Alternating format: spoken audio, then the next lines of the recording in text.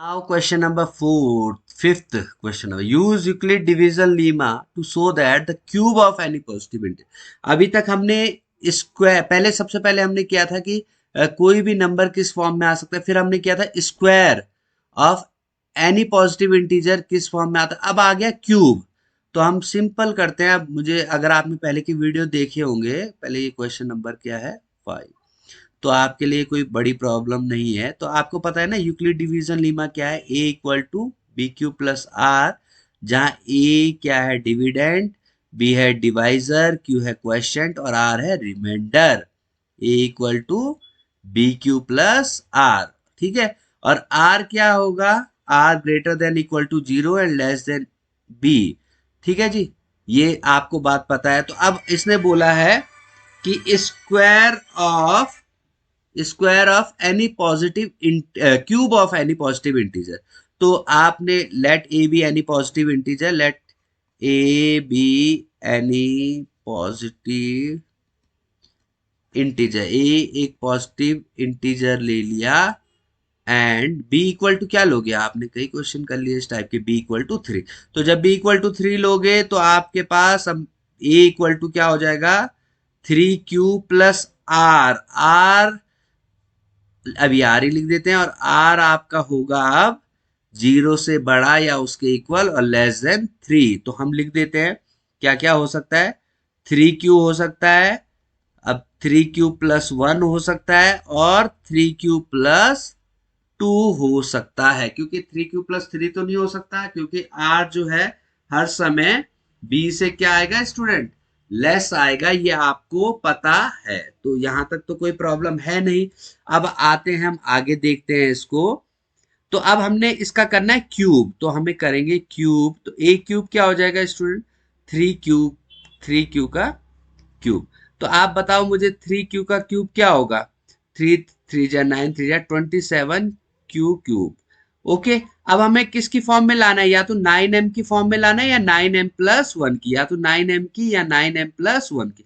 तो ये किसकी फॉर्म में आता हुआ दिख रहा है आपको बताओ, 9m की फॉर्म में दिख रहा है ना। तो 9m में कन्वर्ट कर देते हैं इसको, 9, 27 को लिख दिया 9 3 जा 27, ठीक है। तो ये आ गया ना 9, और ये आ गया m। m मतलब क्या है, एक इंटीजर। m क्या है, ये एक इंटीजर, ठीक है ना स्टूडेंट। क्यू जब इंटीजर था तो किसी इंटीजर का क्यूब करोगे, मान लो क्यू अगर 2 है तो किसी इंटीजर का क्यूब करोगे तो वो भी क्या आएगा, एक इंटीजर। उसको 3 से मल्टीप्लाई करोगे तभी भी क्या आएगा, वो एक इंटीजर ही आएगा ना। तो एक पहला तो आ गया हमारा किस फॉर्म में, 9m की फॉर्म में। कौन सा आ गया 9m की फॉर्म में, ये आ गया हमारा 9m की फॉर्म में क्या, 3q आ गया। अब हम दूसरे पे जाते हैं जी, दूसरे को चेक करते हैं। दूसरा क्या है, दूसरा है हमारे पास, इसको हम थोड़ा सा, सॉरी ये जा रहा है ऐसे, इसको इसी से हम, ठीक है। अब दूसरा है हमारे पास a इक्वल टू 3q+1। अब इसका क्यूब करिए जी, a क्यूब, और यहां हो गया 3q+1 का क्यूब। अब देखिए आप सबको पता होना चाहिए a+b क्यूब का फॉर्मूला, ये स्टूडेंट को याद नहीं रहता, ये बहुत बड़ी प्रॉब्लम है। इसको आप समझिए, a cube plus B cube plus 3a²b+3ab², ये है a+b का क्यूब का फॉर्मूला। तो a क्यूब लगाया तो 3q का क्यूब प्लस बी क्यूब 1 का क्यूब प्लस 3a², 3 का square into B plus 3ab², 3q into 1 का स्क्वायर। तो अब लिख देंगे हम 3 का क्यूब क्या हो जाएगा स्टूडेंट, 27q³ प्लस 1, ये 9 3 जा 27 क्यू² प्लस ये हो गया 9 3 जा, ये हमने 1 का स्क्वायर है तो ये हो गया 9q, ठीक है। अब आप मुझे बताओ ये कौन सी फॉर्म में आता हुआ आपको दिख रहा है, अनुमान लगाओ। सीधी सी बात है, 1 दिख रहा है ना, और यहाँ 27 और 9 है। तो इसका मतलब इसको थोड़ा सा हम ऐसे लिख देते हैं, 27q³ 27q² plus 9q+1। Okay, ये आ गया। अब इसके बाद मैं यहाँ लिख देता हूँ, कोई प्रॉब्लम तो नहीं है आप लोगों को? क्या है, a cube is equal to 27 q plus 27 q square plus 9 q plus 1। अब मैंने इसमें 9 कॉमन ले लिया तो ये हो गया 3 Q plus 3 Q square plus Q plus 1। और ये भी क्या है, एक इंटीजर। अब इसको चाहे तो आप m लिख दो चाहे n लिख दो, इससे कोई फर्क पड़ता नहीं है। बस एक इंटीजर है, मतलब ये मत सोचना बच्चों की जो पहले m आया था वो और ये इक्वल है, वो इक्वल नहीं है, वो m फॉर इंटीजर। आप कुछ और भी लिख सकते हैं, ऐसी कोई प्रॉब्लम नहीं है। फॉर्म बोला है ना उसने, 9m की फॉर्म और 9m+1 की फॉर्म, तो हमने लिख दिया 9m+1। तो m एक इंटीजर है, ठीक है, m एक इंटीजर है। तो ये कौन सी फॉर्म आ गई, 9m+1 की। अब हमारे पास एक और बचा है और उसको हमें, क्योंकि हमारे पास 9m की फॉर्म भी आ गई, 9m+1 की फॉर्म भी आ गई। अब उसने तो 3 फॉर्म बोला है ना, इसका मतलब एक फॉर्म और आनी चाहिए, कौन सी, 9m+8 की। उसको हम देखते हैं, पहले इसको मैं करता हूं डिलीट, यहाँ स्पेस थोड़ा बना देते हैं।